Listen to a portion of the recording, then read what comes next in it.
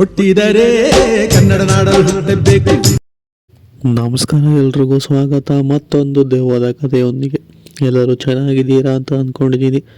ಕಥೆನ ಪೂರ್ತಿಯಾಗಿ ಕೇಳಿ, ಆಮೇಲೆ ವಿಡಿಯೋಗೆ ಲೈಕು ಕಮೆಂಟು ಶೇರ್ ಮಾಡಿ, ಹಾಗೆ ಚಾನಲ್ಗೆ ಸಬ್ಸ್ಕ್ರೈಬ್ ಕೂಡ ಮಾಡ್ಕೊಳ್ಳಿ. ಈ ಒಂದು ಕಥೆ ಅಥವಾ ಘಟನೆ ಆಗಿರೋದು ಬಂದ್ಬಿಟ್ಟು ಹರಿಹರ. ಈ ಒಂದು ಹರಿಹರ ಊರು ಗೊತ್ತೇ ಇರುತ್ತೆ ನಿಮಗೆ. ದಾವಣಗೆರೆಯಿಂದ ಮುಂದೆ ಸಿಗುವಂತಹ ಒಂದು ಊರು, ಅದೇ ಹರಿಹರ. ಈ ಒಂದು ಹರಿಹರ ಊರಿನಲ್ಲಿ ಇರುವಂತಹ ಒಂದು ಚಿಕ್ಕ ಊರು ಗುತ್ತೂರು ಅಂತ ಹೇಳಿ. ಸೊ ಗೊತ್ತಿರುತ್ತೆ ಆಲ್ಮೋಸ್ಟ್ ಯಾರಾದರೂ ಅಲ್ಲಿ ಹರಿಹರ ಯಾರಾದರೂ ವಾಸವಾಗಿದ್ದೀರಾ ಅಂತಂದರೆ ಕಾಮೆಂಟ್ ಮುಖಾಂತರ ತಿಳಿಸ್ಬೋದು.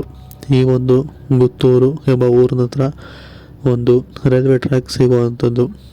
ಆ ಒಂದು ರೈಲ್ವೆ ಟ್ರ್ಯಾಕ್ ಹತ್ರ ಆಗಿರುವಂತಹ ಒಂದು ಘಟನೆ. ಈ ಒಂದು ಘಟನೆನ ನಮಗೆ ತಿಳಿಸ್ಕೊಟ್ಟಿರೋದು ಬಂದ್ಬಿಟ್ಟು ಅವ್ರ ಹೆಸರು ಶ್ವೇತಾ ಅಂತ ಹೇಳಿ. ಇವರು ಮೂಲತಃ ದಾವಣಗೆರೆಯವರು. ಸೊ ಯಾವುದೋ ಒಂದು ಕೆಲಸದ ಮೇಲೆ ಹರಿಹರಕ್ಕೆ ಹೋಗಬೇಕಾಗಿರುತ್ತೆ. ಆದ ಕಾರಣ ಇವರು ಮತ್ತು ಇವರ ಹಸ್ಬೆಂಡ್ ಇಬ್ಬರು ಕೂಡ ಈ ಒಂದು ಕಾರ್ನಲ್ಲಿ, ಅದೇ ಒಂದು ಗುತ್ತೂರು ಅಂತ ಹೇಳಿದ್ನಲ್ಲ, ಆ ದಾರಿಯಿಂದನೇ ಹೋಗಬೇಕಾಗಿರುತ್ತೆ. ಆ ಒಂದು ರೈಲ್ವೆ ಗೇಟ್ನ ಕ್ರಾಸ್ ಮಾಡಿಕೊಂಡೇ ಹೋಗಬೇಕಾಗಿರುತ್ತೆ. ನಂತರ ಆ ಒಂದು ಗೇಟ್ನಲ್ಲಿ ಪಾಸ್ ಆಗಬೇಕಾದ್ರೆ ಆದಂತಹ ಒಂದು ಘಟನೆನೇ ಅವರು ನಮಗೆ ತಿಳಿಸ್ಕೊಟ್ಟಿರುವಂಥದ್ದು. ಇವರು ದಾವಣಗೆರೆಯಿಂದ ಬಿಟ್ಟಾಗಲೇ ಸಮಯ ಸಂಜೆ ಒಂದು 7 ಗಂಟೆ ಆಗಿರ್ಬೋದೇನೋ. ಆ ಸಮಯದಲ್ಲಿ ಇವರು ಮತ್ತು ಇವರ ಹಸ್ಬೆಂಡ್ ಇಬ್ಬರೇ ಕಾರ್ನ ತಗೊಂಡು ಹೊರಟಿರ್ತಾರೆ.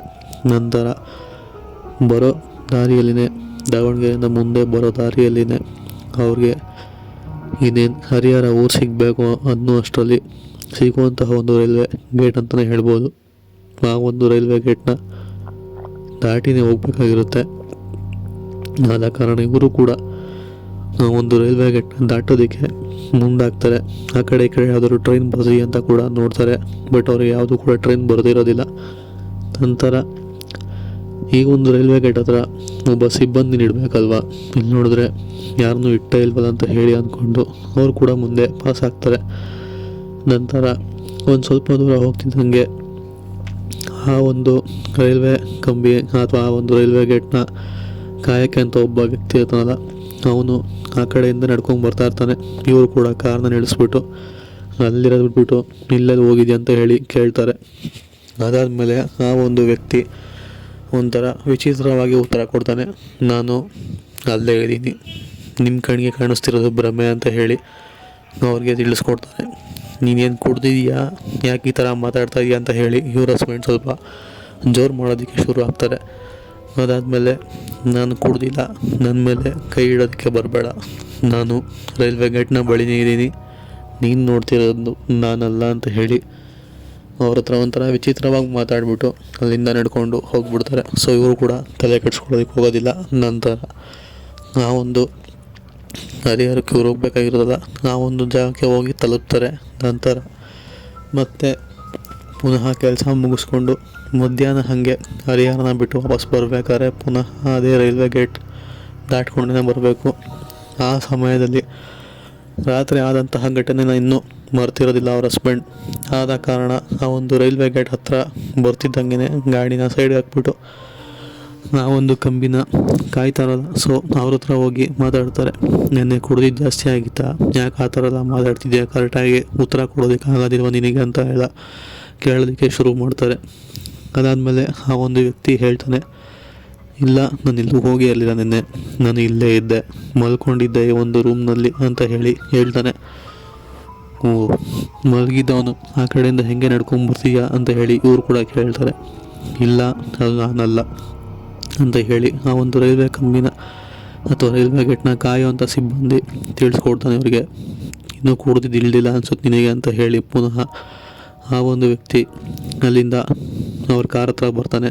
ಆಮೇಲೆ ಈ ಒಂದು ಸಿಬ್ಬಂದಿ ಏನಲ್ಲ, ಅವನು ಅವ್ರ ಹತ್ರ ಬಂದು ಹೇಳ್ತಾನೆ, ನಿಮಗಂತ ಅಲ್ಲ, ತುಂಬ ಜನಕ್ಕೆ ಅದೇ ಥರ ಭಾಸವಾಗಿರುವಂಥದ್ದು, ಅದು ನಾನಲ್ಲ, ನಂತರನೇ ಯಾರೋ ನಿಮಗೆ ಕಾಣಿಸ್ಕೊತಾರೆ ಅಂತ ಹೇಳಿ ತುಂಬ ಜನ ನನಗೆ ತಿಳಿಸ್ಕೊಟ್ಟಿರುವಂಥದ್ದು, ಬಟ್ ಅದು ನಾನಲ್ಲ.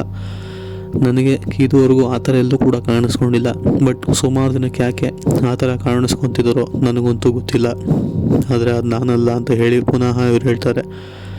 ಅದಾದಮೇಲೆ ಇವರು ಕೂಡ ಸರಿ ಬಿಡು ಅಂತ ಹೇಳಿ ತುಂಬ ತಲೆ ಕೆಡಿಸ್ಕೊಳ್ತಾನೆ ವಾಪಸ್ ಬಂದುಬಿಡ್ತಾರೆ. ಸೊ ಇದಾದಮೇಲೆ ಶ್ವೇತಾ ಅನ್ನೋರಿಗೆ ಈ ಒಂದು ವಿಷಯ ತಿಳಿದು ಸ್ವಲ್ಪ ವಿಚಿತ್ರ ಅನಿಸುತ್ತೆ. ಪುನಃ ಅವರೊಬ್ಬರನ್ನೇ ಬಂದು ಅವ್ರ ಹತ್ರ ಮಾತಾಡ್ತಾರೆ ಒಂದು ಸ್ವಲ್ಪ ದಿನ ಬಿಟ್ಬಿಟ್ಟು.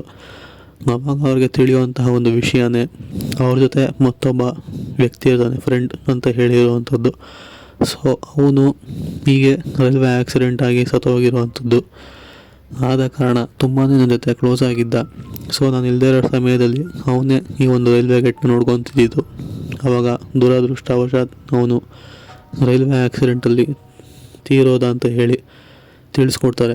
ಅದಾದಮೇಲೆ ಆ ಒಂದು ಫ್ರೆಂಡ್ ಏನಿದಾನಲ್ಲ, ಸ್ವಲ್ಪ ಇವನಿಗೆ ತುಂಬಾ ಹತ್ತಿರ ಆಗಿದ್ದ ಕಾರಣ ಎಲ್ಲ ಇವನ ಥರನೇ ಮಾತಾಡೋದಾಗಿರ್ಬೋದು, ನಡೆಯೋದಾಗಿರ್ಬೋದು ಎಲ್ಲನೂ ಕೂಡ ಇವನ್ನೇ ನೋಡಿ ಕಲ್ತ್ಕೊಂಡು ಮಾತಾಡ್ತಿರ್ತಾನೆ. ಸೊ ಅವನ ಆತ್ಮನೇ ನಿಮಗೆ ನನ್ನ ರೂಪದಲ್ಲಿ ಬಂದು ನಿಮ್ಮೊಟ್ಟಿಗೆ ಮಾತಾಡಿರೋವಂಥದ್ದು. ಸೊ ಬೇರೆ ಇನ್ನೇನೂ ಇಲ್ಲ. ನಾನು ಇಲ್ಲೇ ಮಲಗಿದ್ದೆ, ಆ ಸಮಯದಲ್ಲಿ ಯಾವುದೂ ಕೂಡ ಟ್ರೈನ್ ಬರೋದಿಲ್ಲ, ಆದ ಕಾರಣ ನಾನು ಗೇಟ್ ಅಥವಾ ನಿಮಗೆ ಸಿಗ್ನಲ್ನ ಕೊಡೋದಕ್ಕಾಗಿಲ್ಲ ಅಂತ ಹೇಳಿ ಹೇಳುವಂಥದ್ದು. ಸೊ ಇದನ್ನು ಕೇಳೋಂಥ ಅವರು ಈಗಿನ ಕಾಲದಲ್ಲೂ ಇವೆಲ್ಲ ಸತ್ಯನ ಅಂತ ಹೇಳಿ ಶ್ವೇತಾ ಅನ್ನೋರು ವಾಪಸ್ ಬಂದು ಆದ ಘಟನೆನ ಅವ್ರ ಹಸ್ಬೆಂಡ್ಗೆ ತಿಳಿಸ್ಕೊಡ್ತಾರೆ. ಅವ್ರ ಹಸ್ಬೆಂಡು ಇದನ್ನು ಕೇಳಿ ಸ್ವಲ್ಪ ವಿಚಿತ್ರ ಅಂದ್ಕೊಂಡು ಈಗಿನ ಕಾಲದಲ್ಲಿ ಇವೆಲ್ಲ ಸಾಧ್ಯ ಅಂತ ಹೇಳಿ ಸುಮ್ಮನೆ ಆಗಿರುವಂಥದ್ದು. ಸೊ ಇದು ನಮಗೆ ಶ್ವೇತಾ ಅನ್ನುವರು ಕೊಟ್ಟಿರುವಂತಹ ಒಂದು ಕತೆ ಇಷ್ಟ ಆಗಿದೆ ಅಂತ ಅಂದ್ಕೊಂಡಿದ್ದೀನಿ. ಇಷ್ಟ ಆಗಿದರೆ ಒಂದೇ ಒಂದು ಲೈಕ್ ಮಾಡ್ಕೊಳ್ಳಿ. ಹಾಗೆ ಇನ್ನೂ ಚಾನಲ್ಗೆ ಸಬ್ಸ್ಕ್ರೈಬ್ ಆಗಿಲ್ಲ ಅಂತ ಅಂದರೆ ಈ ಕೂಡಲೇ ಸಬ್ಸ್ಕ್ರೈಬ್ ಕೂಡ ಮಾಡ್ಕೊಳ್ಳಿ. ಸೊ ಸಿಗೋಣ ಮತ್ತೊಂದು ಹೊಸ ದೆವ್ವದ ಕಥೆಯೊಂದಿಗೆ. ಅಲ್ಲಿವರೆಗೂ ನೀವು take care. Good bye friends. ನಮಸ್ಕಾರ.